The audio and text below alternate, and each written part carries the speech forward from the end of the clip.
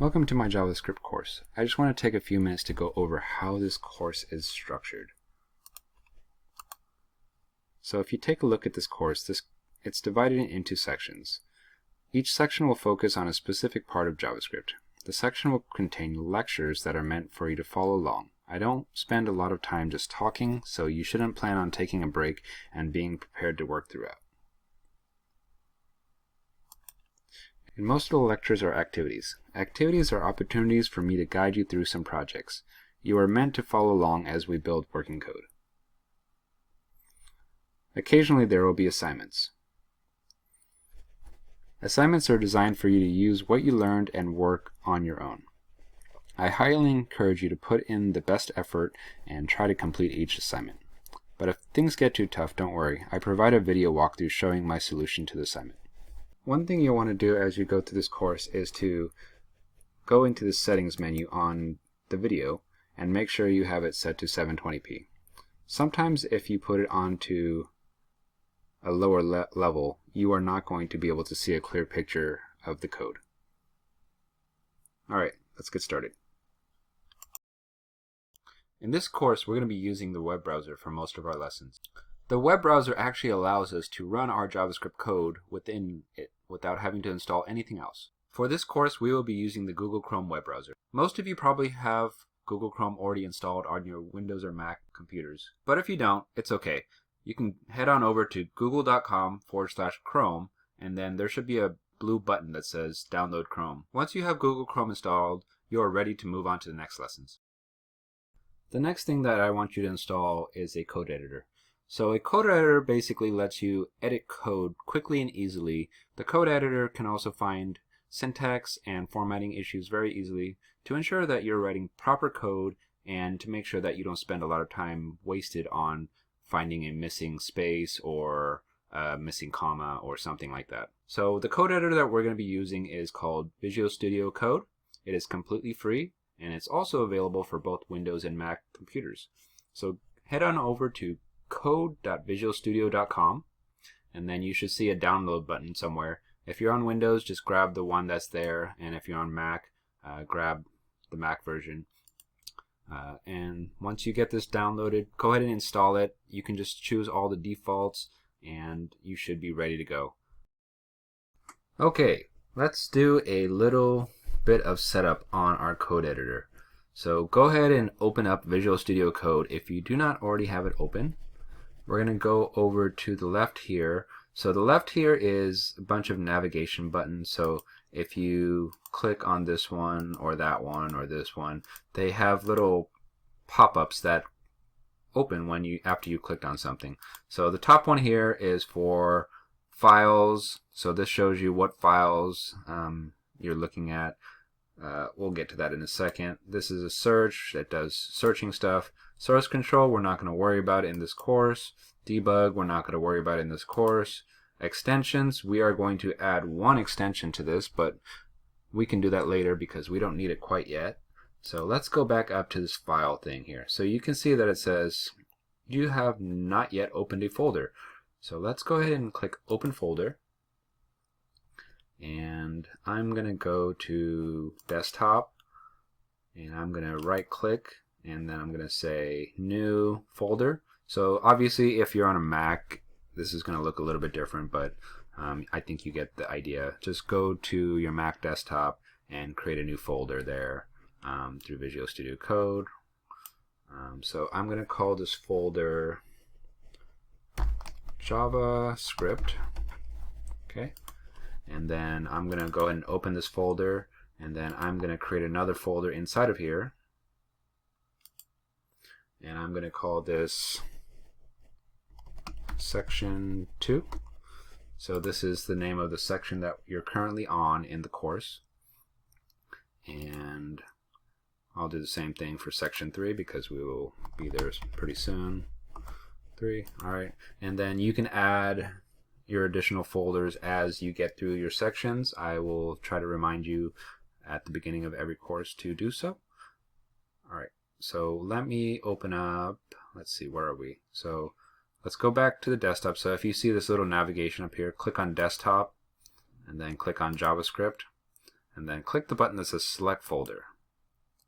Okay, and now you see the page refreshed a little bit. You can close this welcome message here because you don't need that. But you can see that this up here is the JavaScript folder that we clicked on and that we said select folder. And then here are the two folders inside of there that we created that are inside of that JavaScript folder. All right, so for section 2, we're not going to have anything in here because this is the last lesson of the section.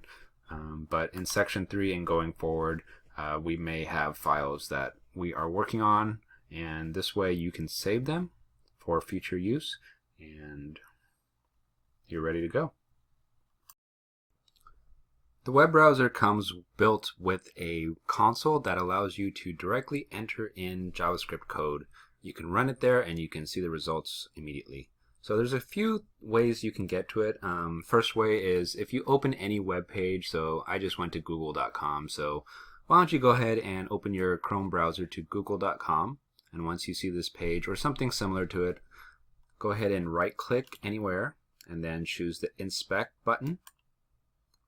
And then your window might pop up in a different location. I think usually it's at the bottom here, but it doesn't really matter. There's a tab here that says console. Go ahead and click that, and now you can see that there's a little, you don't have to worry about those. You can see that there's a little greater than sign here. So if you type in something, so let's type in something. So let's say var my name equals Jason, and then go ahead and hit enter, and then you can see that you just added some code into the code editor. And then if you type in my name and hit enter, and now you see that the next line says Jason. So don't worry about anything that you don't know what you actually did right now, but I'm just demonstrating that this is the code editor and it's actually processing your JavaScript code.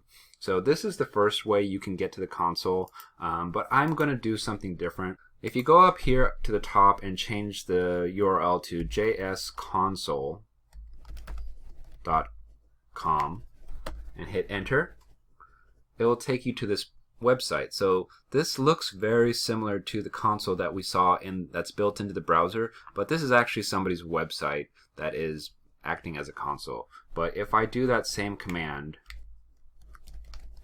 var my name equals Jason, and then I type my name,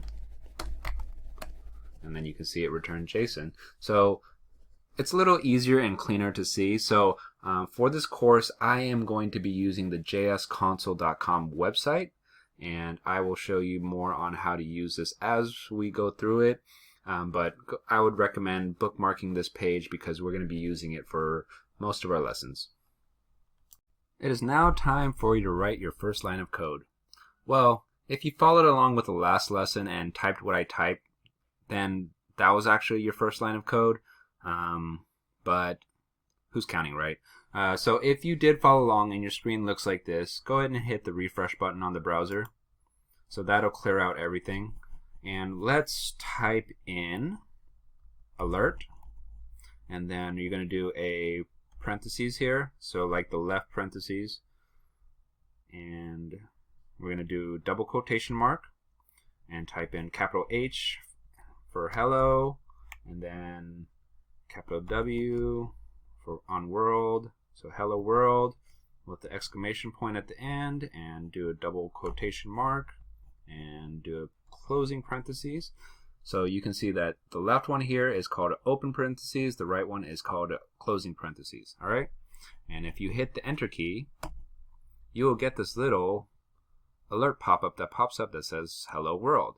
All right, so congratulations, you've written your first line of code, maybe your second, but it's your first line of code that I have specifically taught you how to write, and you've made something happen. So you can see that the browser processed your code from the console and it did something with it. So if you want to put something else in the alert, you can do that. Hello world is just the very common basic thing to output whenever you're doing any programming. So even if you go to college and you learn how to do programming, the first thing that you're going to learn most likely is how to do hello world. Alright, so let's do another one.